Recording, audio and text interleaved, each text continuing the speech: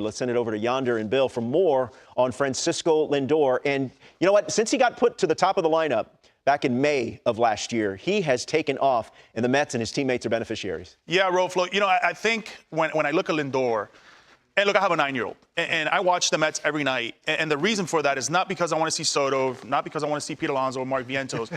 It's because I want my 9-year-old to really imitate the player of Lindor and who he is as a player, the consistency that he brings every single night. I love him. You know, I got the chance to play with him in 2018 in Cleveland. And seeing him from abroad, I always saw this guy, how happy he was. But I didn't really get to see the clubhouse stuff, right? I didn't get to see what happens at 11 in the morning. Right. Because people think, you know, most baseball players, this is a hobby, right? We get in at 6 o'clock, we put on the uni, and then we go play softball. It doesn't really work like that for guys if you want to be great. However, for kids at home, I really want to lock in on who he is, right? Who this guy is as a player, but who this guy is outside the field before 7 o'clock. And we can go in, right, the Puerto Rican madness, the captain on the World Baseball Classic. I give him some love, Puerto Rico love always. But this is a guy that not only gets it done offensively, but gets it done in the weight room, gets it done in the training room, gets it done in the video room, gets it done on the field when needs to be, calls a meeting, everybody's listening. This is who this guy is. I think this guy is a champion. This guy is a winner. This guy has played in huge games. And it makes me wonder, if you can pause this right here. Billy, you say, okay, we're in New York, right? We're in New York. We want to be like Jeter. Everybody wanted to be like Jeter. But look at these numbers, man. I mean, everybody should be like this guy. This guy's doing it every single night. This guy is a switch hitter. He plays shortstop. Yeah, that jersey's a little heavier as well, playing in Queens, right? Wearing that Mets uni. But you can keep rolling this tape, and when I look at him, I say, okay, this is who he is. This guy reminds me of the big moments. Jeter, this is who he was. Big moments. You wanted him with the ball. Big moments on defense. You wanted him with the ball. Lindor is kind of that same guy. He wants that 9th inning at bat. He wants that ball hit to him. But this is what it comes down to. And if you can pause this, I want to say a little quick story on this. First time I get there, first week, he looks at me and goes, hey, what's your routine like? I said, oh, you know, I show up around 1. He says, listen, how about you start showing up with me at 11? Let's talk defense. So 7:05 game, let's be clear. 7:05 game, okay. 11 in the morning, I show up. He's fully dressed like you see there, 11 in the morning. The reason for that is because he's a switch hitter. He's got to be able to not only do the stuff from the left-handed side, but the right-handed side. He's got to be able to take the ground balls with nobody hitting, no bullets coming around, nobody running the bases, no fans around. He wants to be able to imitate every play that he can possibly have throughout the year, doing it at 11 in the morning. And you can roll this tape and watch him do his work. And look, a lot of times, you know this, you'll have an at-bat for 20 weeks where you don't get a right-handed at-bat, right? You only see left-handed at-bat. So he's got to work on it with calmness and ease, and that's who he is. He's always prepared, understands what's going on, and we know about the smile, right? Lindor's always had that smile. He's always been that guy. Look, April and May for the Mets last year wasn't great, but you didn't see him panicking. There was no panicking himself. Look at this right here, outs above. You think this guy plays defense? Nobody really talks about this. Everybody talks about all these other players, the Rojas, the Bobby Witt. I know, hey, D-Roy, I know you're watching Bobby Witt doing his thing. You love Bobby, but look at Francisco Lindor. I mean, he's the second guy.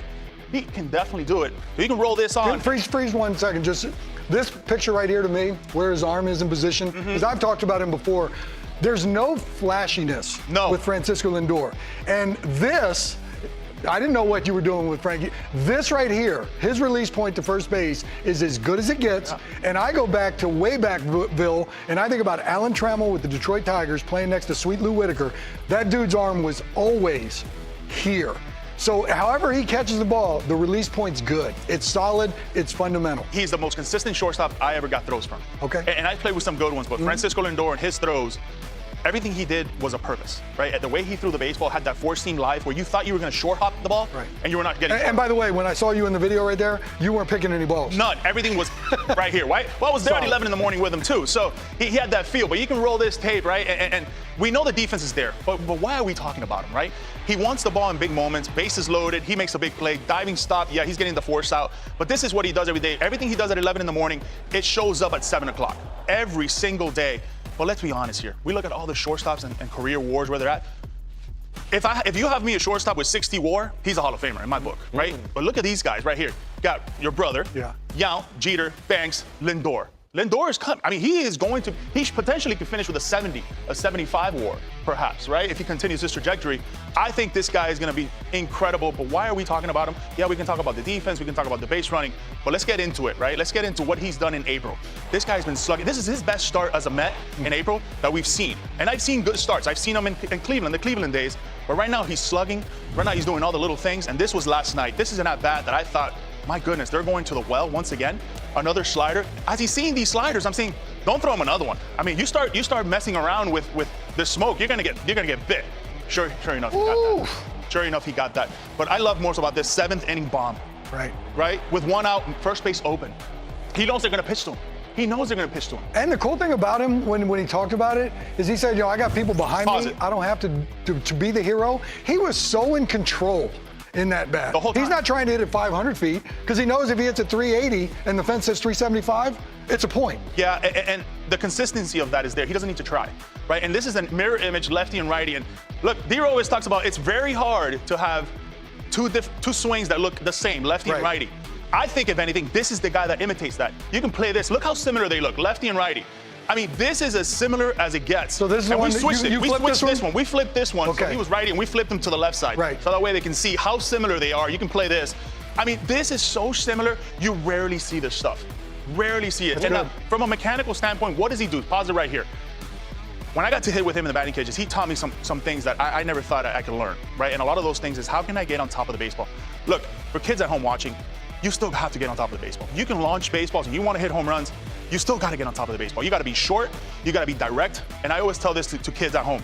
You lift the baseball with your lower half. You don't lift the baseball with your hands. You don't lift your baseball with your shoulders or your barrel. It's all lower half. And he was the first guy that taught me how to hit from a mound.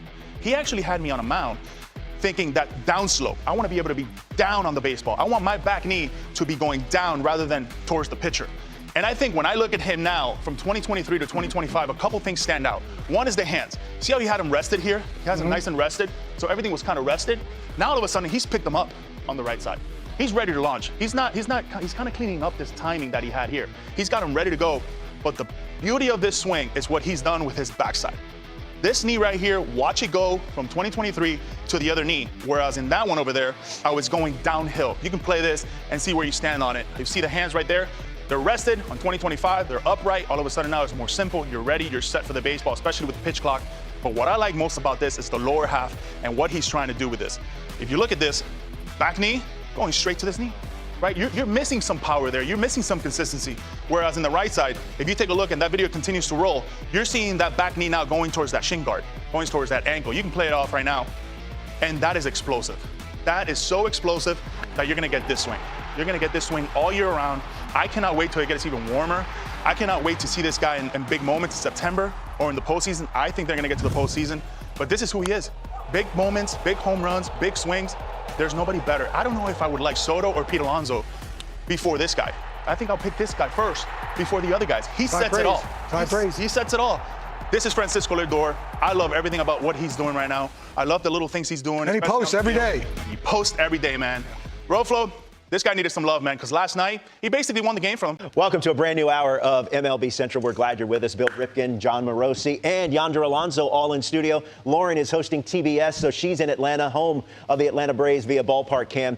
Bill, you had a chance to play at Rickwood Field during the day. That was in the Southern League in 1986. Man. Don't want to date myself right there, but Birmingham, nice town. That ballpark was so cool to play in. Yeah. Now in all these minor league parks, they seem to be like these brand new cathedrals going on. That place was an awesome place to play in. And JP, we were there last year for the game between the Cardinals and the Giants. What Major League Baseball did for that stadium, it looks beautiful. It really does, and I think we're seeing now, Robert, with what Chris and Cece were saying just a moment ago, how that was not just a one day in time. It was, to your point, reviving our understanding of all the history that happened there. And with both Chris and Cece, we've got two amazing ambassadors to keep carrying that message forward and really honoring that history. I just like the fact that you get to see these guys play.